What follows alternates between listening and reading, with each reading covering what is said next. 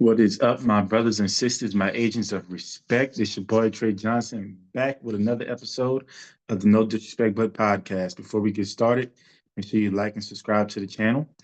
Always feel free to comment. Just please make sure you keep those comments respectful. And if you're interested in supporting your favorite podcast, yours truly, Cashapp will be in the episode description. Now, not trying to keep y'all a long time, but this show may threaten to run a little bit longer than I like. I try to keep it to about 30 minutes or so, but we'll see. Got a number of topics to talk about across NFL, college football, and then trying to wrap it up with basketball with opening night starting tonight. And I'll have a little precursor to my NBA takes when I get to that. But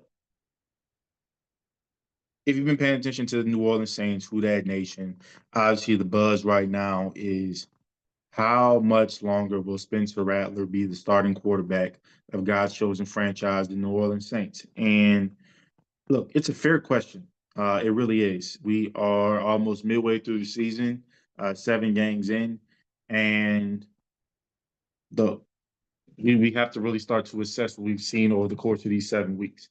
And look, that's not to say that what has transpired over these past 7 weeks is all at Spencer Rattler's feet. But look, we understand that there was a quarterback drafted in the second round that, if things don't change for the better performance wise, as well as wins wise, right?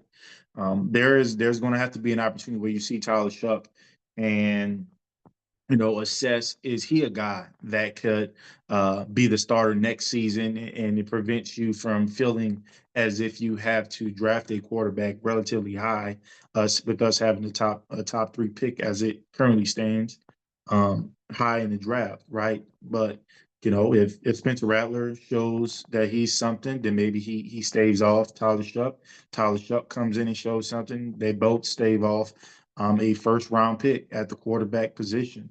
And I would say with two young quarterbacks coming into the competition, right? That was what you want. I think that's ideal. I think that's what the Saints organization wants.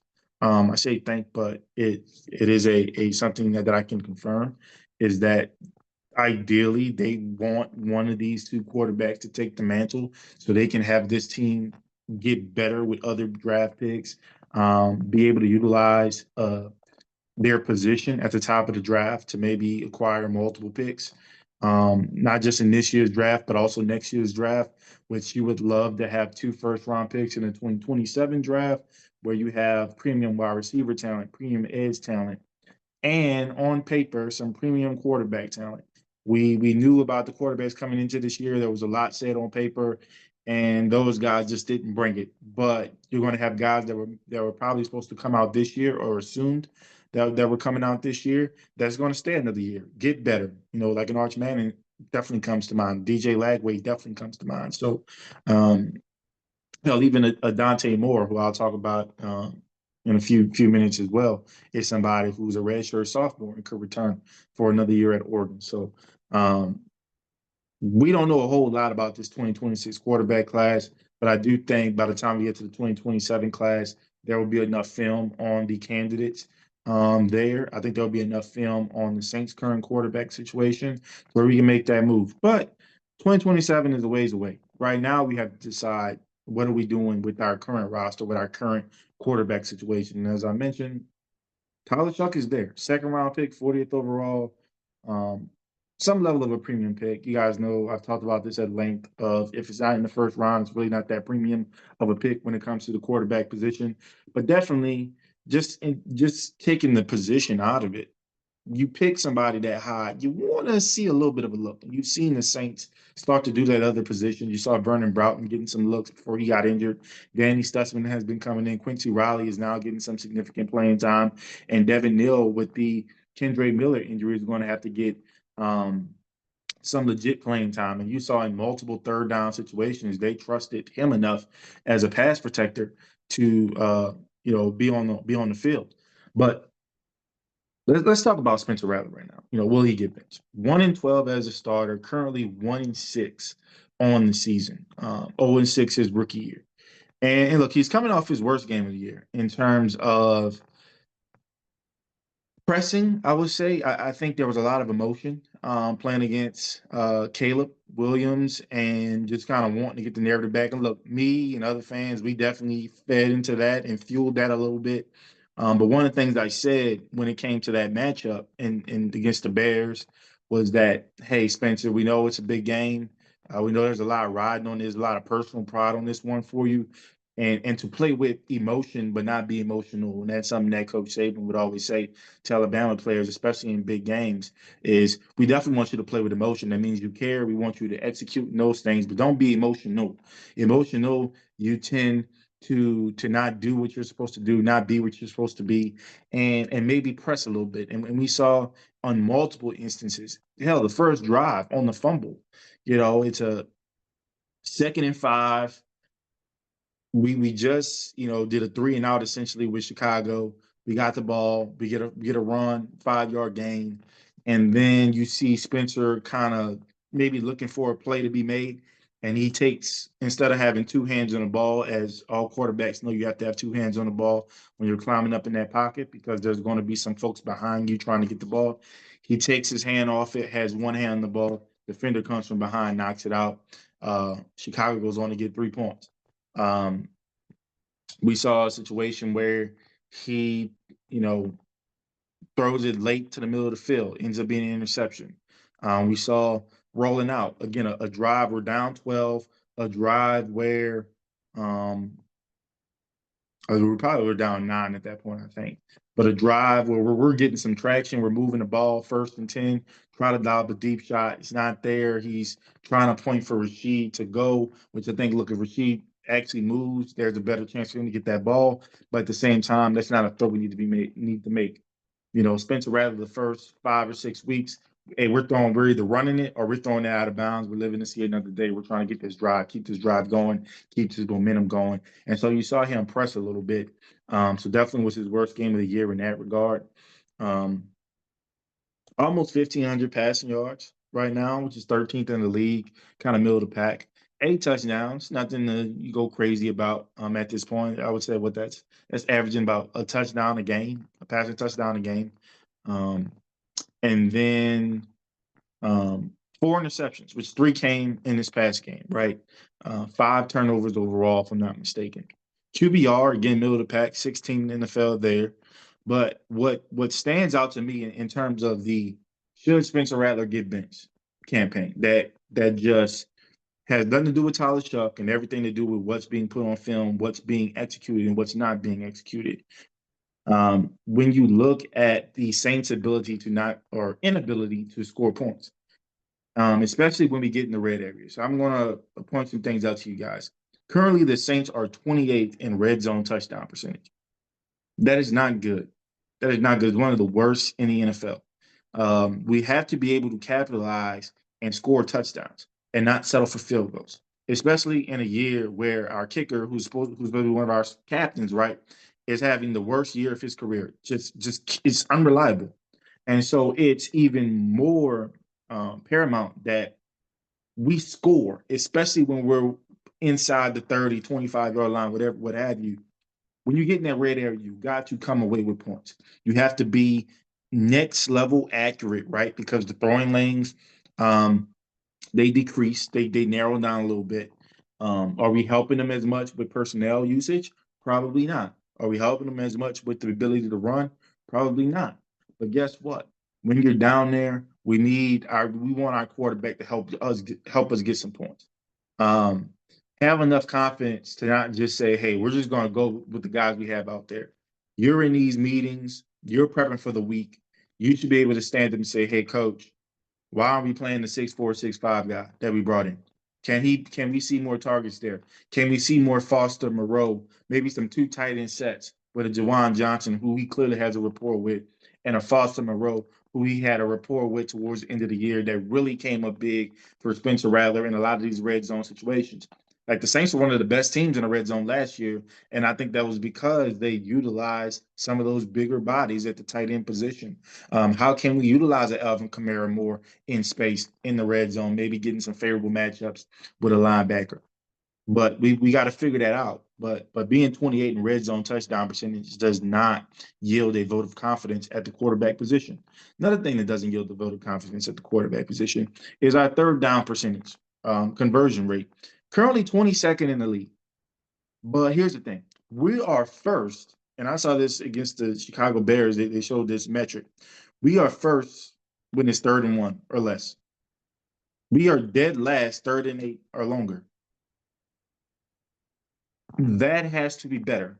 Now, when it's 3rd and 20, 3rd and 17, things like that, okay, I understand it's going to be a little bit hard. We're probably not being able to block it up as well as we want to do that. But 3rd and 10s, 3rd and 8s, things like that, we need to be better. And we've seen ourselves get put in a lot of those situations, whether it's lack of run game, whether it's pre-snap penalties that keeps pushing us back and putting us in third and long situations. We have to be better. But 22% on third down is just not ideal. We have to be better. We have to be better at the quarterback position. We have to be better at the offensive line position. Have to be better at wide receiver position. But, the thing that those positions don't have that the quarterback position does have is a young premium pick that you've invested some draft capital in that you may want to get a look at. There's not an offensive lineman that we've invested a great deal in that you say, I got to get a look at that. So if this guy is struggling, I'll move him. There's not a wide receiver that you've made a vast investment in. I would say Bailey is, but we haven't seen that culminate into more snaps yet. I don't think there's a running back right now where, I think Kendrick Miller was getting there where you wanted to give him more and more snaps and more touches.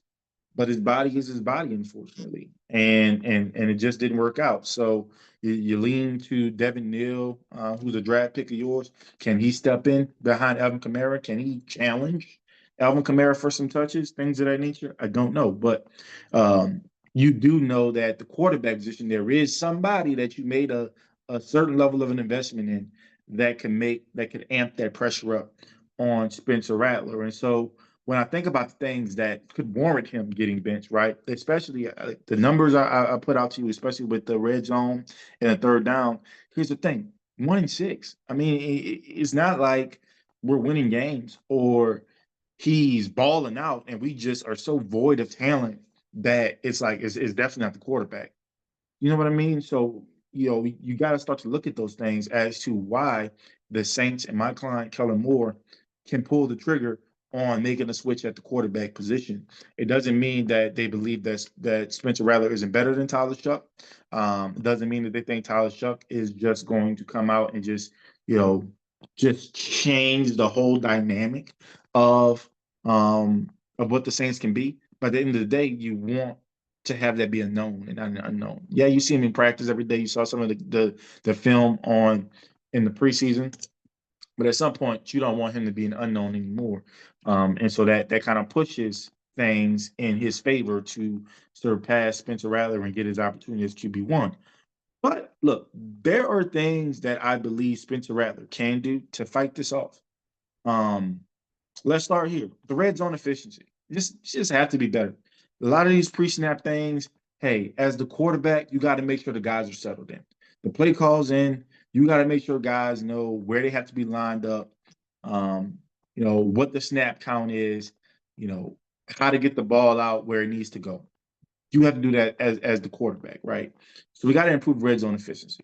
Another thing Spencer Rattler can do to really help, we're kind of struggling running in between the tackles, right?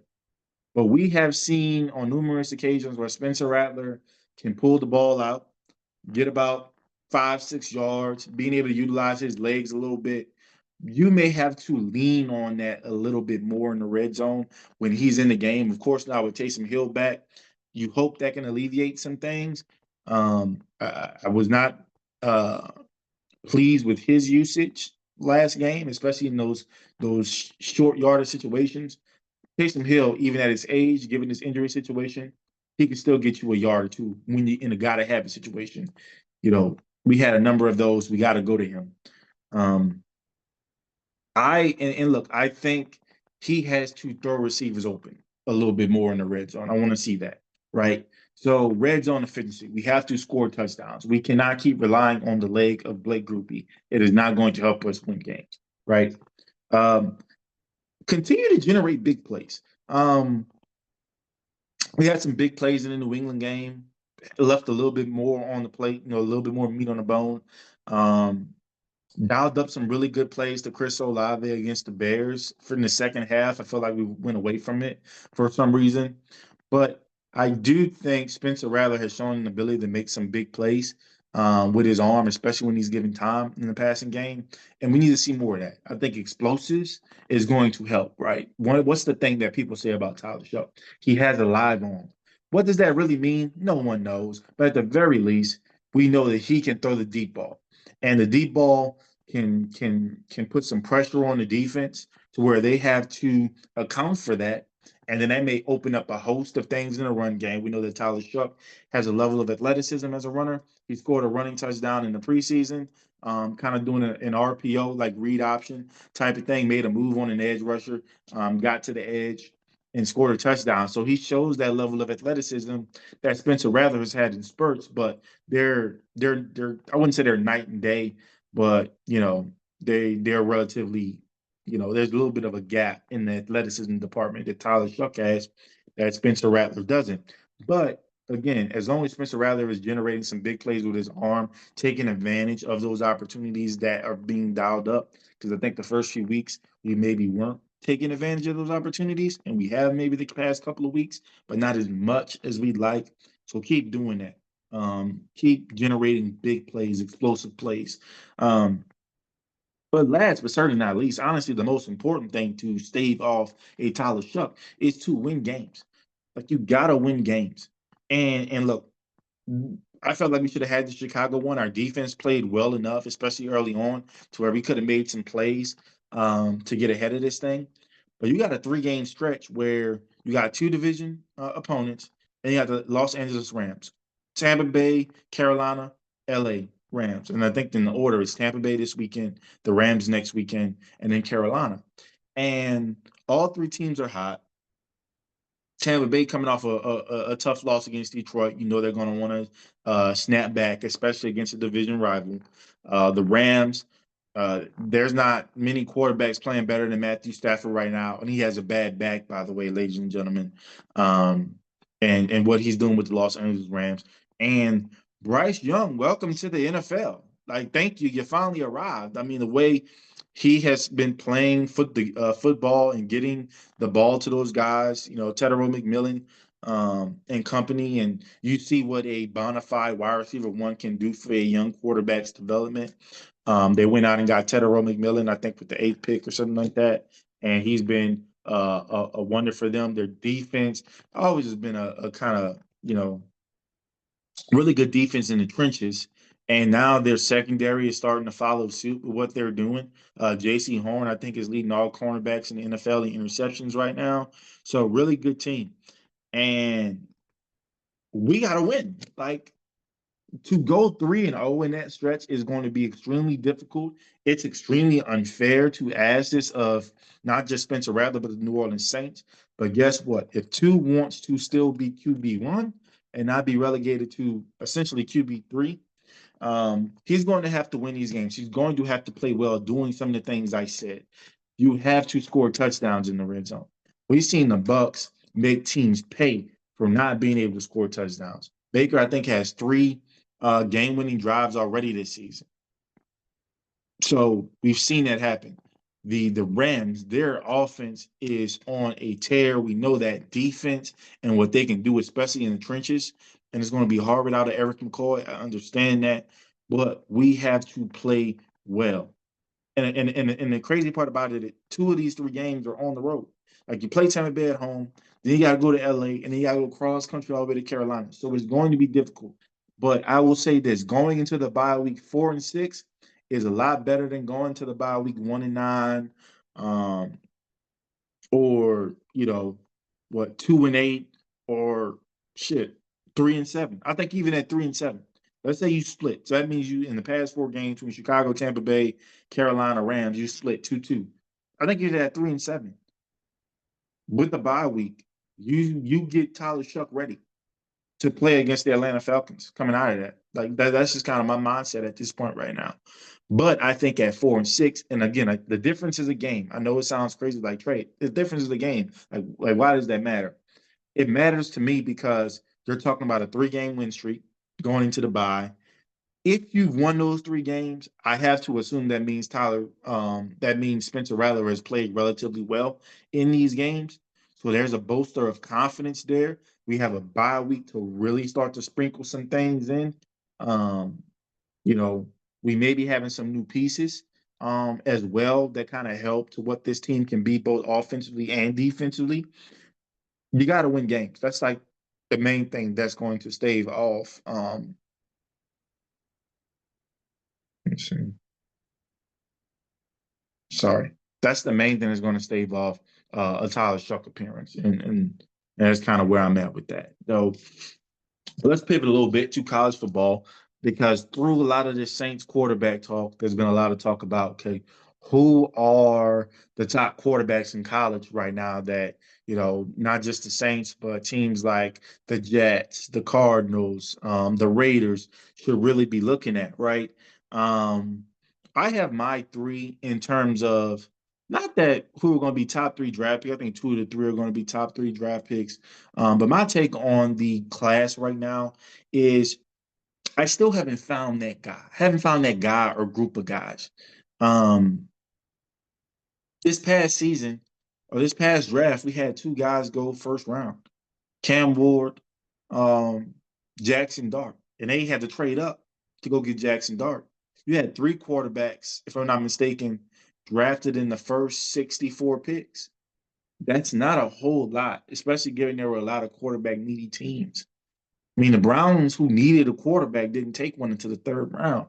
And so I say that to say, I think there's going to be a lot of teams that where once upon a time you wanted that 5th-year opportunity for the quarterback, they don't necessarily feel like they need to do that. They want that 5th-year option for guys that help make the quarterback's life a little bit easier, whether that's a really good offensive lineman, whether that's a skill position on the outside, whether that's adding on to the defense that's going to help generate some turnovers and some opportunities for the offense to have short fields and develop, and help that young quarterback out.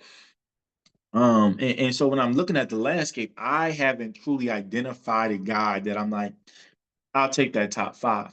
But I have identified guys that I like, that I might be a little bit more comfortable with, and I kind of ranked them. My top 3 that I'm looking at right now that I just really like, that are known quarterback prospects. And then there's going to be a name I mentioned that he's in the discussion, but I just don't think he's coming out this year. And I'm not entirely sold yet. But my top quarterback right now. I know everybody knows I'm an Alabama fan. They're expecting me to pick Ty Simpson, but it's not Ty Simpson for me. Not right now. It is Fernando Mendoza. The Cal transfer has about almost 1,800 passing yards, 23 total touchdowns, only 2 picks. Has only taken 6 sacks on the year, and he's not like some extremely mobile guy, but he's only taken 6 sacks the whole year because he's shown a level of processing and getting the ball out, and I really like that. Definitely had some big games versus Illinois, Iowa, which was a tough one, Michigan State, and even came up big in stretches against a really good Oregon defense, right? And number 2 team in the nation right now, and I think Fernando has had a lot to do with that. There aren't a bunch of studs right now. I know Surratt is a guy out of Indiana at the wide receiver position that everybody's looking at, but again, he's not a guy that's being talked about like Ryan Williams, Jeremy Bernard, Carnell Tate, Jeremiah Smith, Jordan Tyson, so on and so forth, right? And so I think Fernando is doing really, really well. Number 2, now I do have this Ty Simpson. Do have Ty as kind of my second guy right now. And look, I'm a little bit harder on Ty because he's a Bama guy, because I expect a certain aspect of his game. So I'm a little bit harder on him than maybe I should be. He's a redshirt junior right now, so could come back another year, but I just don't think he will. Has almost 2,000 passing yards, 20 total touchdowns, only 3 turnovers. But he has taken 12 sacks, 8 in the last 3. Didn't take a sack last game, which was really great against the team that leads the conference in sacks. So that showed a level of processing, getting the ball out. But also shout out to the offensive line. I think they just stepped the fuck up. But games against UGA, games against Mizzou, I felt like he was maybe hunting the big play a little bit too much.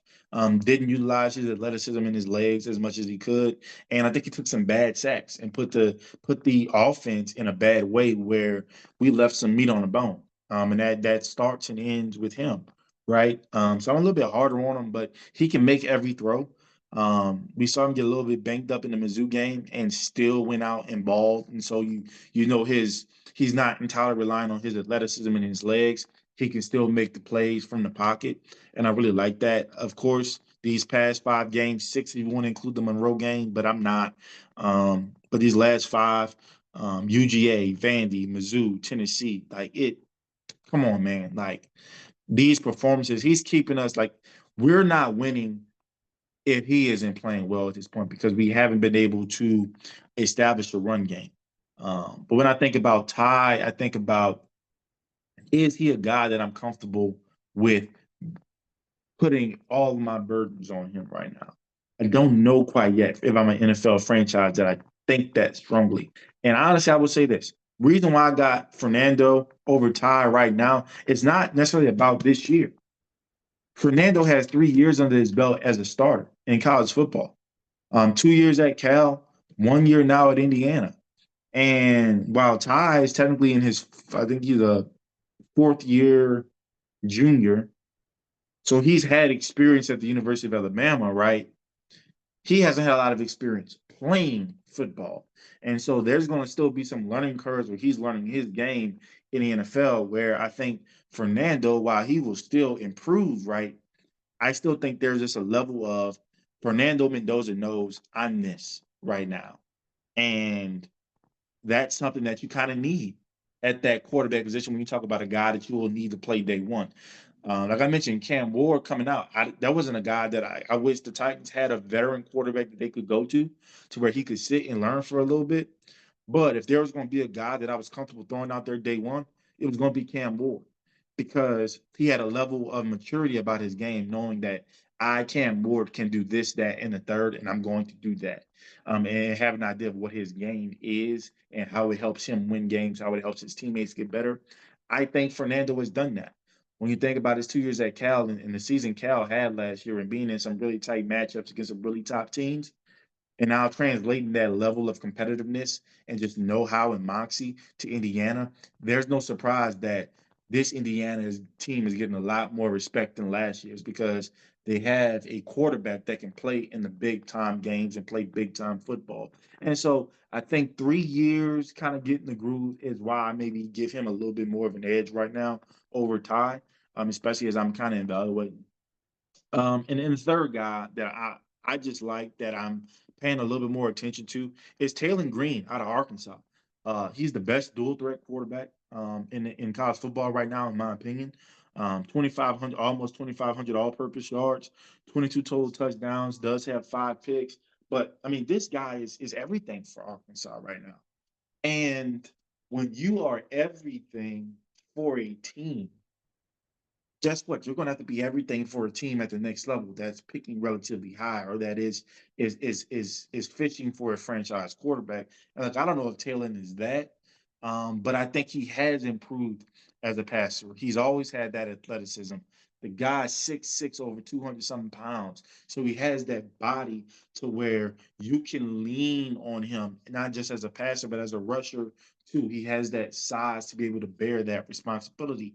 And look, Arkansas they aren't showing it on the win column, so people aren't going to pay a lot of attention to this young man. But I really like what I'm seeing. He's a fifth-year senior, if I'm not mistaken. So you guys know how I feel about fifth-year seniors in their ceiling. But if there's a guy that I can bring in and use that athleticism and use that big arm, he's a guy that I think, third round, fourth round, you may take a flyer on and bring him in. So that's just kind of my thoughts. Now, you know, I did not mention Dante Moore of Oregon. What I'm battling with right now is a few things. we know the Oregon offense, right? We know it's wide open. We know it's a quarterback's dream. It's very quarterback friendly. And I think us as fans, we've been victimized by college quarterbacks and quarterback friendly offenses. I mean, the guy has it. He has the actually has the arm, just has that swag that you kind of look for in a leader at the quarterback position. But I'm a little weary. I'm a little weary right now of is he just another product of what Oregon is doing, right? And I gotta let my bias go to the side at some point, but that's going to be up to him to prove me wrong in that endeavor. Also, a redshirt sophomore, so there's not a guarantee that he's going to go pro, and if he's not really getting talked about as a bona fide top five, top 10 pick, there's a chance that Oregon can talk him into coming back for another year if he's not going to be a for sure first round pick. And like I said, I'm not sure there are many for sure first round picks in this draft right now. I mean, I think it's just going to be teams grasping at straws if you take a quarterback in the first round as it currently stands. Um, and so there's a lot to think about in that regard. There's going to be a lot of guys that we think that are coming out that aren't going to come out. And I think you're going to be getting some good value on a quarterback position.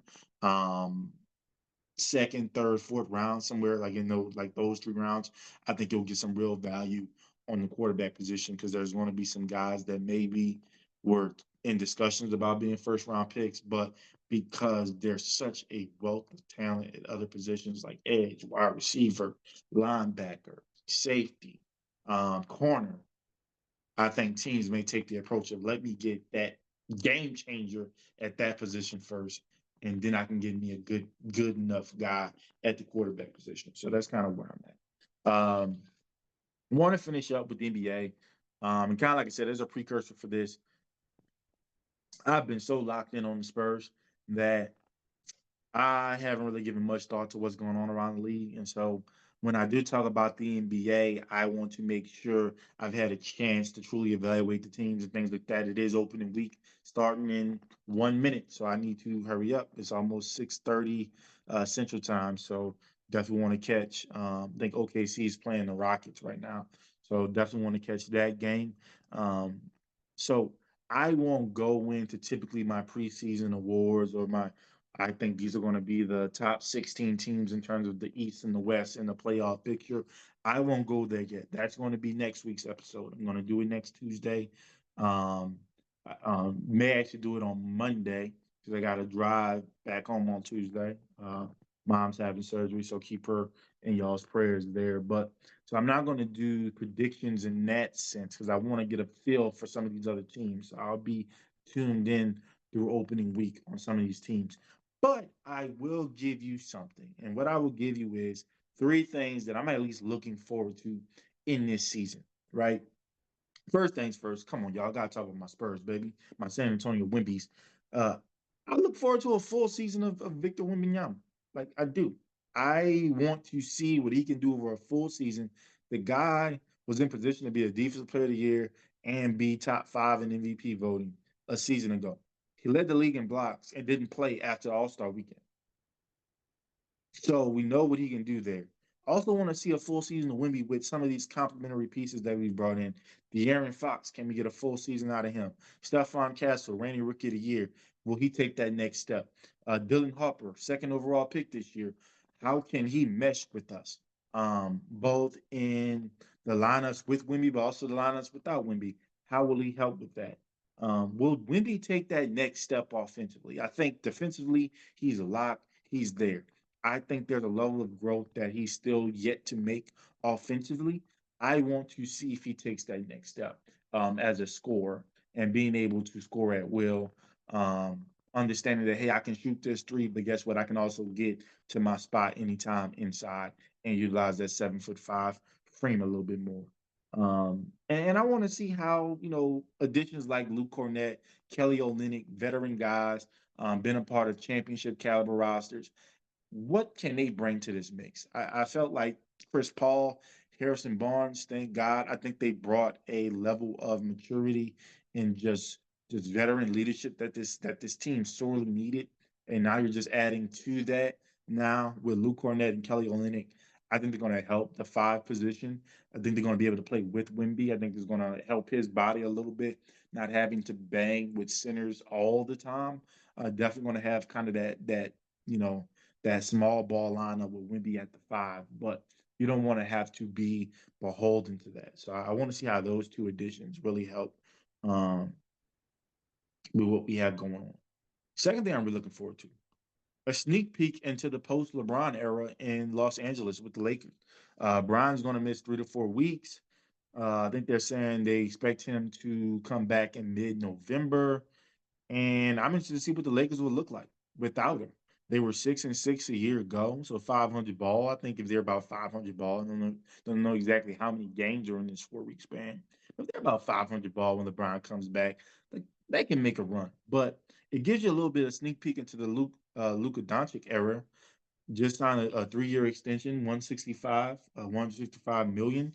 Can he carry the weight? No pun intended. Without LeBron. I mean, look, LeBron's one of the greats. I think he's the second greatest basketball player of all time. And even at this age, he is highly productive. And it's not the easiest thing to replace. And I want to see how guys step up. I want to see how guys gravitate towards Luca. I want to see how the organization puts guys around Luca because that's the future, right? LeBron's not going to be here forever, and so I want to just get a glimpse of what that looks like. The Lakers without LeBron James. What's the type of game that they play? What are some of the pieces that they utilize around Luca? I'm interested in looking at that. Last thing, who seizes the East? Who's going to take that bad boy over? You have no JT. Jason Tatum is probably out for the year with the Achilles. Tyrese Halliburton, same thing. Um, Giannis is going to be back. Will Bucks start to surge? I think they've kind of gotten out of. They try to build a little bit of a super team. Now they're back to is Giannis and some really good guys.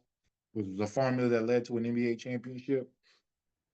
Can that get them back over the hump? I don't know, but I'm looking forward to finding out. What about new look Atlanta? We thought Trae Young would be on another team by now. We thought he'd be on another team by now. Anyways, he's staying in Atlanta. He hasn't signed an extension yet, but won't see how this season goes. I think Atlanta is going all in. They bring in a Kristaps Porzingis. They got some really good pieces in the drafts. They got some good pieces in free agency as well. I know Luke. What is Luke's name? Shit. He's a Duke guy. Why am I messing up? This is gonna kill me. It's gonna kill me. I'm gonna find out, and it's gonna kill me. My sharpshooter, my Southpaw Nation brethren, from Duke. Anyways, they've gotten some good pieces, right?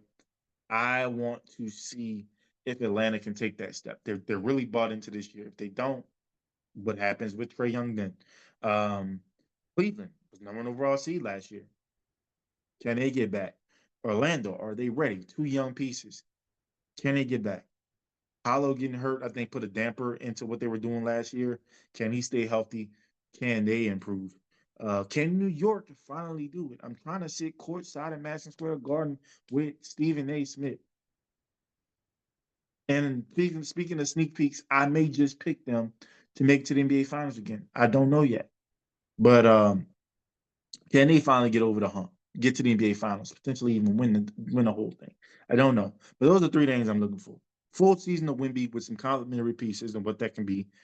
Sneak peek into the post LeBron era in LA, and who will seize the East. But next week we'll do a deeper dive into teams I'm looking for, who I think is going to be the most surprising in a good way, who I think is going to be the most disappointing, obviously in a negative sense.